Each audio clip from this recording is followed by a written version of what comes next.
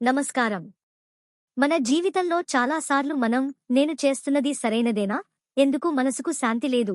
ఎలా జీవిస్తే నిజమైన ఆనందం వస్తుంది? అని ఆలోచిస్తుంటాం.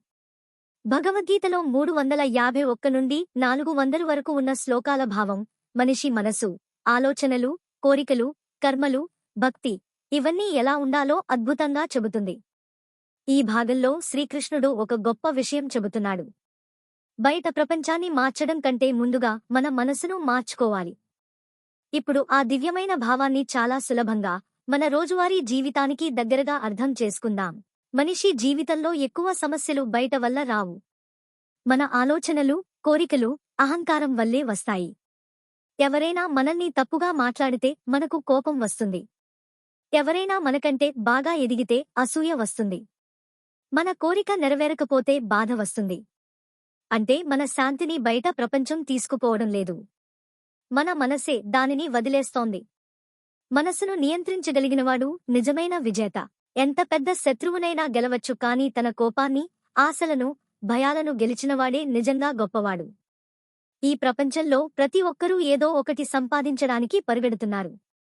డబ్బు కావాలి, పేరు కావాలి, గౌరవం కావాలి. కాని ఇవన్నీ వచ్చినా మనసుకు శాంతి రాకపోతే ఆ జీవితం అసంపూర్ణమే. మనిషి తన పని నిజాయితీగా చేస్తూ ఫలితం మీద ఎక్కువ ఆశ పెట్టుకోకుండా జీవించాలి. ఎందుకంటే ఫలితంపై అతిగా ఆశ పెడితే భయం వస్తుంది. భయం వల్ల ఒత్తిడి వస్తుంది. ఒత్తిడి వల్ల మనశ్శాంతి పోతుంది. కాబట్టి నీ పని చేయి, ఫలితాన్ని దేవుడిపై వదిలేయి. ఇది ఓటమి భావం కాదు, ఇది మనసుకు స్వేచ్ఛ ఇచ్చే గొప్ప జీవన విధానం. మన జీవితంలో చాలాసార్లు మనం ఇతరులతో పోల్చుకుంటూ ఉంటాం. అతనికి అది ఉంది, నాకు లేదు. అతను ముందుకు వెళ్ళాడు, నేను వెనకబడ్డాను.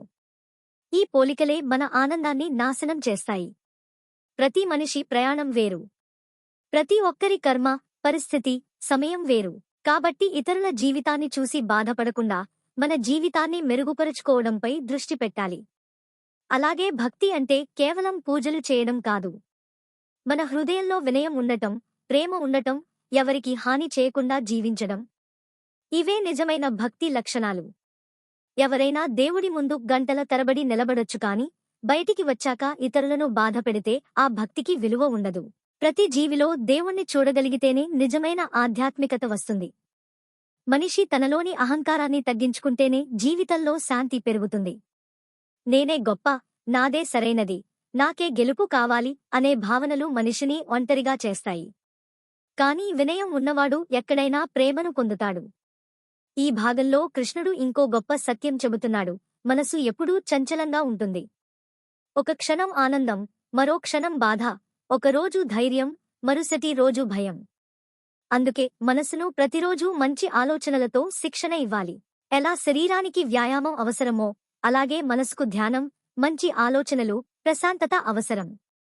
కోపం వచ్చినప్పుడు కాసేపు మౌనం పాటించడం, బాధ వచ్చినప్పుడు ఓపికగా ఉండటం, విజయం వచ్చినప్పుడు అహంకారం రానివ్వకపోవడం, ఇవే గీత బోధించే నిజమైన సాధన.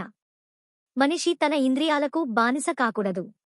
అధిక ఆశలు, అధిక కోరికలు, అధిక కోపం ఇవి చివరికి మనిషిని బలహీనుడిని చేస్తాయి. కాని తన మనసుపై నియంత్రణ కలిగినవాడు ఎక్కడైనా ప్రశాంతంగా జీవించగలడు.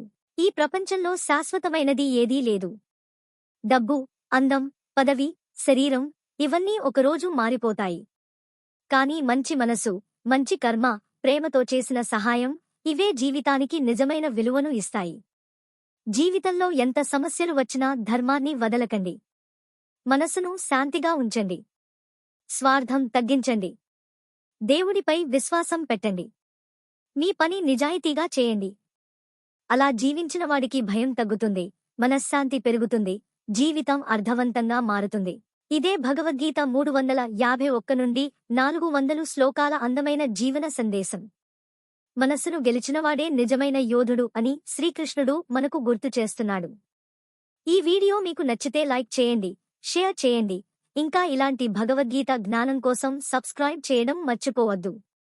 ధర్మం మీతో ఉండాలి. శాంతి మీ హృదయంలో నిండాలి. జై శ్రీకృష్ణ.